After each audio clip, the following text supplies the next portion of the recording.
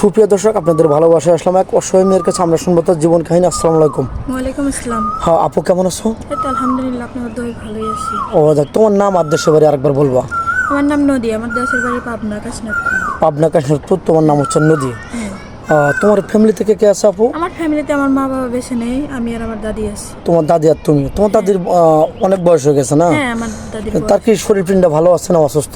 এই মোটামুটি মানে কোনো রকম দিন যায় আর কি। তাহলে তোমার দুশ্চিন্তা হয় না যে তোমার দাদি মারা গেল, তুমি তো কাগজ থাকবে, দুনিয়ার একদম একা হয়ে যাবে? অবশ্যই মনে হয়। অনেক টেনশন হয় না? হ্যাঁ, অনেক টেনশন। তো তোমার ছোটবেলা থেকে মনে অনেক কষ্ট, অনেক কষ্ট করে বড় হয়েছো। আর তুমি এখন একটু কি চাচ্ছ, যে একটু শান্তি, একটু ভালো একটা মনের মানুষ না? আমার বান্ধবী করে বিয়ে হয়েছে, এখনো তোমার বিয়ে হয়নি? ওদের টাকা পয়সা আছে, এজন্য বিয়ে শাদী হয়ে ওদেরকে বাচ্চা কাচ্চা হয়েছে? হ্যাঁ, বাচ্চা কাচ্চা হয়েছে, বিয়ে শাদী হয়েছে, বাচ্চা ও সাথে বান্ধবীর অনেক সবাই বিয়ে শাদী হয়ে বাচ্চা কাচ্চা হয়ে গেছে। তো যাই হোক, তুমি কি ধরনের মানুষ চাচ্ছ? অনেক সুন্দর লাগবে, স্মার্ট লাগবে না বয়স্ক না, লাগবে? আমি স্মার্ট মানুষ চাই না, মানে আমি চাই যে যে সে আমাকে ভালোবাসুক, মানে সে বয়স্ক হোক আর ই হোক। একটু বয়স হলে সমস্যা নেই, 30-40 হলে সমস্যা নেই, শুধু তার মনটা ভালো হতে হবে। তুমি ইতিম মানুষ, তোমাকে যেন কষ্ট না দেয় ভবিষ্যতে, নাকি? তুমি কি যৌথ ফ্যামিলি ভালো লাগে না তোমার সিঙ্গেল ফ্যামিলি ভালো লাগে? যত ফ্যামিলি ভালো। যে সবাইকে নিয়ে তুমি আগলে রাখবে, যেহেতু তোমার দুনিয়াতে কেউ নেই, তাদের ভালোবাসাটা তুমি পেতে চাও, হ্যাঁ। আর তাদেরকে তুমি আগলে রাখতে চাও, এরকম তোমার মন মানসিকতা, নাকি? তুমি তো মুসলমান, নামাজ কালাম পড়া হয়তো, হ্যাঁ, আমি মুসলমান। কোরআন শরীফ তো জানো তো না?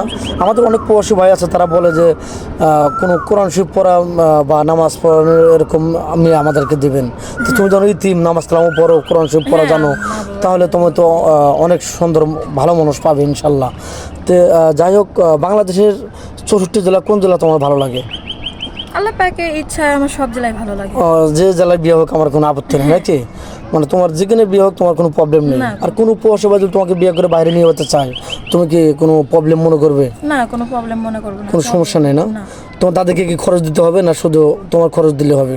দাদিকে দিতে হবে না, টুকটাক যদি তার ভালো লাগে, মন থেকে যদি দিতে মন চায়, নাকি? হ্যাঁ। তোমার কোনো জোর জোর মানে কিছু নাই? না। আচ্ছা, অনেক প্রবাসী ভাই আছে, তার ওয়াইফ কষ্ট দিয়ে আরেক ছেলে হাত ধরে চলে গেছে, তাকে সর্বশান্ত করে একটা 3 বছর 5 বছরের বেবি আছে, এরকম থাকলে কি তোমার চলবে?